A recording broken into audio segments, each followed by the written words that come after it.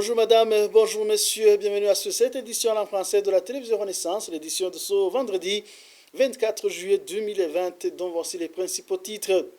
L'ex-chef de l'État tanzanien et ancien facilitateur dans la crise burundaise Benjamin William Mkapa est décédé à 81 ans dans la nuit de ce jeudi à vendredi.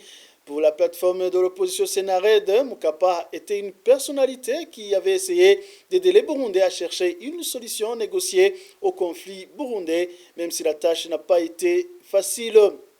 La communauté internationale devrait prendre des mesures contraignantes pour empêcher la Tanzanie de persécuter les réfugiés burundais sur son sol. L'appel du Forum pour le renforcement de la société civile burundaise, FOSCE en sigle, qui accuse le gouvernement tanzanien d'utiliser la répression d'une façon préméditée pour contraindre les réfugiés de rentrer.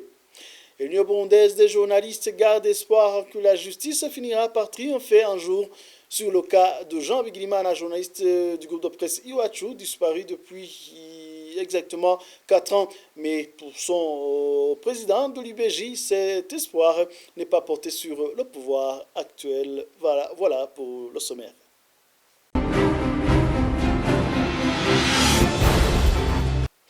Encore une fois, bienvenue. L'ex-chef de l'État tanzanien Benjamin William Mkapa est décédé dans la nuit de ce jeudi à vendredi à 81 ans dans un hôpital de Dar es Salaam, la capitale économique du pays. L'annonce officielle a été faite par le président de la Tanzanie, John Pombe Magufuli, sans toutefois préciser la cause du décès.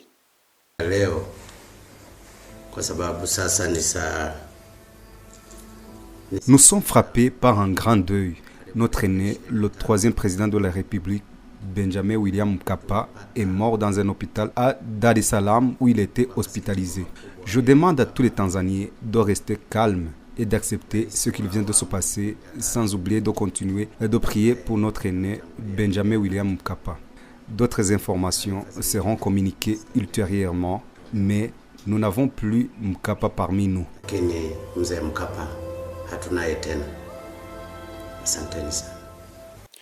John Pombe Magufuli, chef de l'État, a par après annoncé un deuil national de 7 jours à compter de ce vendredi, qui est donc Benjamin William Mkapa, ancien président tanzanien, ancien facilitateur dans les conflits de la crise burundaise.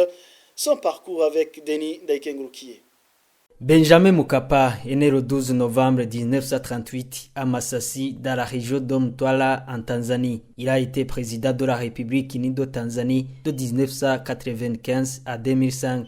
Lors du sommet des chefs d'État de la communauté est-africaine tenu le 2 mars 2016 à Arusha, les 5 chefs d'État de l'Afrique de l'Est décident de nommer Benjamin William Mkapa comme facilitateur dans la crise burundaise. Notons également que l'ancien président tanzanien était parmi les hommes que l'opposition burundaise avait proposé pour aider le médiateur Yoweri Kaguta Museveni, le président ougandais.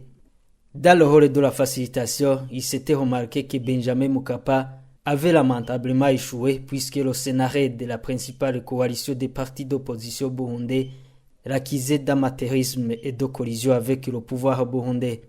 Benjamin Mkapa, lui aussi, avait à maintes reprises accusé les pays de la communauté est-africaine qu'ils n'ont rien fait pour soutenir le facilitateur dans la résolution de la crise burundaise provoquée par le 3e mandat d'Ife Pierre Nkurunziza. C'était le vendredi, le 8 février 2019, que ce dernier présente la lettre de démission au chef d'État dans un sommet de la communauté de l'Afrique de l'Est tenu en Ouganda. Il meurt à l'âge de 82 ans. Merci à Denis Daikengulukiye. Le parti MSD a appris avec tristesse le décès de Benjamin William Mkapa. Dans le communiqué de circonstance, le parti MSD se rappelle de son apport dans la facilitation lors du dialogue interburundais qui n'a pas abouti suite au manque de soutien des chefs d'État de la sous-région. Suivez ici Epitas Shimirimana, il est porte-parole du parti MSD. Twebwe mu mugambo MSD turashima. Dans notre parti MSD, nous saluons les efforts qu'il a fournis un grand homme, Benjamin William Mkapa, pour trouver une issue pacifique de la crise burundaise depuis le mois d'avril 2015. Lorsque l'ancien président Pierre Nkurunziza avait voulu se faire élire comme président de la République pour un 3e mandat qui ne respectait pas les accords d'Arusha, qui ne respectait pas la constitution du Burundi, avec la force du parti CNDD-FDD. Donc, le courage qui a rendu Benjamin William Mkapa, c'était quelqu'un de bravoure pour trouver la solution entre le conflit burundais, même s'il a été déçu.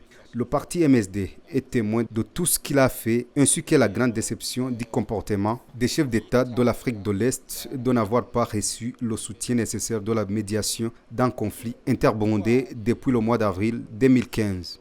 Le parti MSD s'incline devant sa mémoire et présente ses condoléances les plus émues à sa famille, au peuple et au gouvernement tanzanien. Mu gihugu ca Tanzania mbere na leta y'ico gihugu ca Tanzania. De l'avis de Dr Jean Minani, président de la coalition d'opposition Sénared qui a participé au dialogue interburundais d'Arusha, piloté par Benjamin Mkapa, c'était une personnalité qui avait essayé d'aider les Burundais à chercher une solution négociée au conflit burundais, même si la tâche n'a pas été facile. Suivez. Nous avons appris avec beaucoup de tristesse la mort de son Excellence Benjamin William Mkapa, ancien président de la République unie de Tanzanie. Au nom de tous les signataires de l'accord d'Arusha et à mon nom propre, nous transmettons toutes nos condoléances à sa famille propre, à sa famille politique, le parti CCM, et à tout le peuple tanzanien qui vient de perdre un brave parmi les braves de ses fils, à côté des dignes fils de la région et de l'Afrique, son Excellence Julius Nyerere et son Excellence Nelson Mandela. Sa famille est tant propre que politique. Son pays pleure aujourd'hui sa mort. Nous, ma famille et moi-même, et tous les signataires de l'accord d'Arusha, ainsi que tout le peuple burundais, restons tous ensemble à leur côté dans ces moments difficiles. Pour nous et pour ma famille, cet illustre disparu était un grand frère, un grand ami. Et pour le peuple burundais, nous perdons un grand ami. Pendant tout notre exil de 5 ans en Tanzanie, il nous a traités avec honneur. Il nous a traités comme un frère, comme un ami, avec honneur et dignité. En tant que président de la République unie de Tanzanie, à côté de son Excellence Mwalimu Julius Nyerere et de son Excellence Nelson Mandela, il n'a ménagé aucun effort pour que l'accord d'Arusha pour la paix et la réconciliation au Burundi soit signé en 2000. Toujours ami du Burundi et soucieux de la paix et la stabilité des Burundais, il n'a pas hésité à sortir de sa retraite pour venir encore aider les Burundais à résoudre leurs problèmes causés par la violation de l'accord d'Arusha pour la paix au Burundi en 2015. Il restera dans notre cœur et celui de tous les Burundais comme un grand frère et un ami. Le journal poursuit, la communauté internationale devrait prendre des mesures contraignantes pour empêcher la Tanzanie de persécuter les réfugiés burundais sur son sol. Ces propos sont d'Ernest Nkurunziza, secrétaire exécutif du Forum pour le renforcement de la société civile burundaise, FOSC en sigle. Il accuse le gouvernement tanzanien d'utiliser la répression d'une façon préméditée pour contraindre les Burundais réfugiés en Tanzanie de rentrer. Selon Ernest Nkurunziza, la mission de la Tanzanie est d'aider le parti au pouvoir, CNDD-FDD, à montrer au monde entier que le pays est en paix. Suivez-le. Le réfugié burundais vit une situation dramatique en Tanzanie. C'est vraiment dommage. Ça fait mal lorsque on a fui son pays et que l'on continue à souffrir dans le pays d'accueil. Ça fait mal. Ça fait mal. Aujourd'hui, les réfugiés en Tanzanie ne savent plus sur quel sein s'ouvrir. Ils ne peuvent pas retourner chez eux parce qu'ils savent les souffrances qu'ils ont endurées là-bas. Ils ne sont pas capables de quitter la Tanzanie pour aller dans un autre pays, la Tanzanie est devenue une prison ouverte pour les réfugiés burundais. C'est une situation dramatique qui vraiment interpelle le monde entier, qui interpelle l'ONU. Et vous savez pourquoi ils le font? Pourquoi les Tanzaniens sont tentés de persécuter les Burundais? Ah oui, parce que les gens peuvent se poser cette question. La Tanzanie est signataire des lois internationales qui protègent les réfugiés. Et la Tanzanie ne l'ignorait pas. Mais elle le fait exprès. Pourquoi? Parce qu'effectivement, elle a des raisons de le faire. Elle a des raisons de le faire parce que la Tanzanie, c'est elle qui a parrainé le CNDD-FDD au pouvoir. Parce que vous savez, ce n'est pas la première fois que la Tanzanie accueille des réfugiés burundais. La Tanzanie a été toujours un espace où les réfugiés burundais, où le Burundais qui fuit son pays a trouvé un asile. Vous savez, même les gens qui sont au pouvoir, le CNDD-FDD, les gens qui sont au pouvoir, ils ont été des réfugiés en Tanzanie. Elle veut alors, en chassant les réfugiés burundais, montrer à la communauté internationale que le Burundi est en paix.